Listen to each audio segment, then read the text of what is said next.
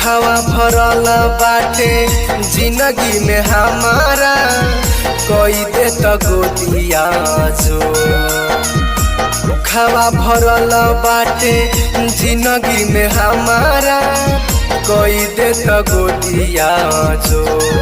हे प्रभु हमार सुन लगो हरिया दुनिया इतना मारे रोज। हे प्रभु हमार सुन लगो हरिया दुनिया इतना मारे रोज।